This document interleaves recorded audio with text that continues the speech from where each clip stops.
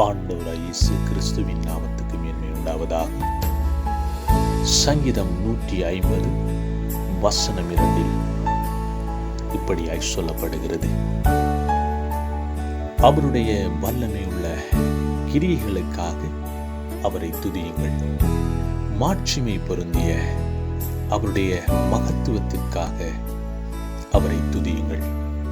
எக்கால துணியோடே அவரை துதியுங்கள். வீணையோடும் சுர மண்டலத்தோடும் அவரை துதியுங்கள் என்று தாவீது ராஜா சொல்லுகிறார். அன்பான தேவஜனமே, கர்த்தர் துதிக்கப்படத்தக்கவராயிருக்கிறார். துதிகளின் மத்தியில் வாசம் பண்ணுகிறவன் நம்முடைய தெய்வமாயிருக்கிறார். துதிப்பதற்காய், அவரை கனப்படுத்துவதற்காய் கர்த்தர் எங்களை உண்டாக்கியிருக்கிறார் என்பதை நாங்கள் அறிந்து கொள்ள வேண்டும். அன்பான தேவஜனமே, கர்த்தரை துதிக்கும் பொழுது, கர்த்தரை கனப்படுத்தும் பொழுது, கர்த்தருடைய ஆவியானவர் எங்களுடைய வாழ்க்கையிலே கிரியை செய்கிறவராயிருக்கிறார். கர்த்தருடைய ஆவியானவர் எங்களுடைய வாழ்க்கையிலே கிரியை செய்வாரானால் சத்ருவானுடைய தந்திரங்கள், சத்ருவானுடைய கிரியைகள் முறிக்கப்படுகிறதாயிருக்கிறது. கர்த்தருடைய ஆவியானவர் எங்களுடைய வாழ்க்கையிலே கிரியை செய்ய வேண்டுமானால் கர்த்தரை பின்பற்றி கர்த்தருடைய வார்த்தைகளை ஏற்றுக்கொள்ளும் பொழுது கர்த்தருடைய ஆவியானவர் எங்களுடைய வாழ்க்கையிலே கிரியை செய்கிறவராயிருக்கிறார். கர்த்தரை துதிக்கும் பொழுது, கர்த்தரை போற்றும் பொழுது, கர்த்தரை ஆராதிக்கும் பொழுது கர்த்தருடைய ஆவியானவர் எங்களுடைய வாழ்க்கையிலே நல்லதொரு ஆலோசகராக வெளிப்படுகிறவராயிருக்கிறார்.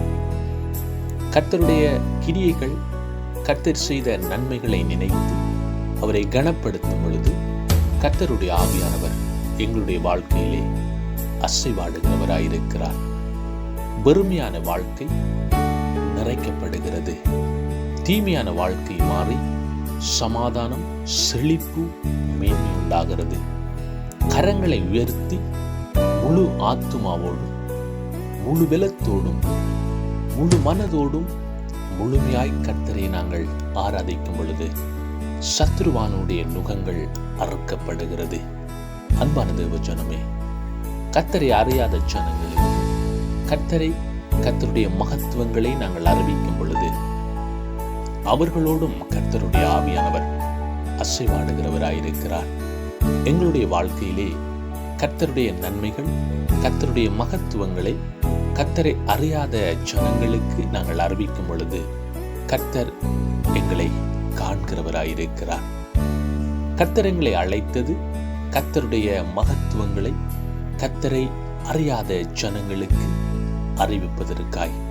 அப்படியானால் கர்த்தருடைய கிரியைகளை, கர்த்தருடைய மகத்துவங்களை கர்த்தரை அறியாத ஜனங்களுக்கு நாங்கள் அறிவித்து கர்த்தரை அறியப்பட உதவி செய்ய வேண்டும். ஆண்டவராகிய இயேசு கிறிஸ்து உங்களை ஆசீர்வதித்து உங்களை பாதுகாப்பாராக. God bless you.